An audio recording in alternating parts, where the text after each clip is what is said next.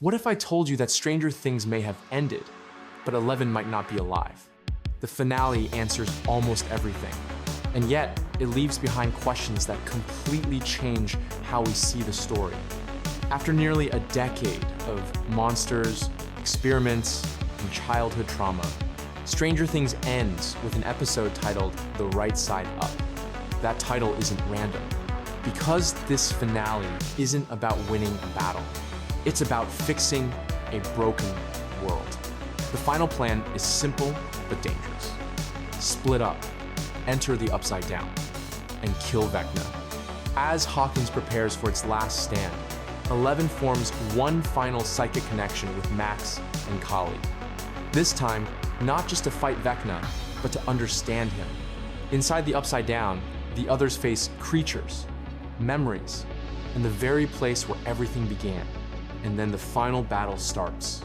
Henry Creel, also known as One, also known as Vecna, is finally confronted. But here's the truth the finale reveals. Vecna was never the ultimate villain. He was a vessel. An ancient evil from the abyss, what we called the Mind Flayer, poured itself into Henry years ago. By choosing a human host, it gained power, but also exposed itself. And in one of the most shocking moments of the finale, Joyce Byers kills Vecna by beheading him, severing that connection completely. The Upside Down collapses. The invasion stops. The war appears to be over. Then the story jumps forward 18 months to 1989. Hawkins looks healed. Life feels quieter. The characters have grown older, and we return to a familiar image. A Dungeons and Dragons game. The same table. The same dice. A perfect mirror of the very first episode. It's a full circle ending.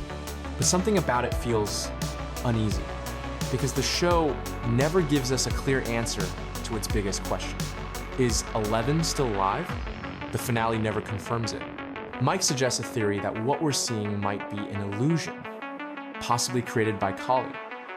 A final comfort, a peaceful version of reality meant to help the world move on. And as dark as that sounds, it raises a powerful idea. What if 11 had to die for the world to heal? The show never says yes, but it never says no. And that silence feels intentional. The finale also finally explains the true nature of the Mind Flayer. It wasn't a general. It wasn't a god. It was an ancient force trapped in the abyss, searching for a way into our world. Henry was that doorway. And the strange rock Henry found as a child, that object may still matter, possibly setting up a future spin-off. Meaning, the evil may not be destroyed, only displaced. Throughout the final battle, Will feels pain, not fear. Pain. The creators later implied that Will was still connected to the Mind Flayer during the fight. And when Joyce kills Vecna, that pain instantly stops, suggesting Will's suffering was more than trauma. It was a living connection, finally severed. Then there's November 6th, the day Will disappeared, the day Henry's life changed forever. The finale hints that this date holds emotional importance to Henry, possibly tied to the loss of Patty Newby. The Upside Down didn't choose a random moment in time. It chose a wound. Vecna also kills exactly 12 children. Not a coincidence. The theory is that he needed a critical mass of vessels to merge the abyss with the right side up. This wasn't chaos. It was a ritual. Fans also noticed small inconsistencies. Will's forgotten birthday, Melvald's milkshakes. But the show seems to say something quietly.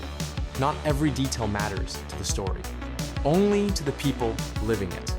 As for side characters like Vicky and Susie, their absence feels realistic. Life moves on. Legal consequences likely erased during the 18-month gap through silence, pardons, or fear of the truth coming out. Because what happened in Hawkins was too big to survive in public. And then there's one final word, Montauk, the original name of the series' pitch. A reminder that this universe still holds secrets, possibly waiting to be explored in the future. So did the finale work? It overwhelms us on purpose. Friendship, sacrifice, 80 seconds music, teamwork, Dungeons and Dragons. It reminds us why we cared in the first place. It may not be perfect, but it closes the book with heart.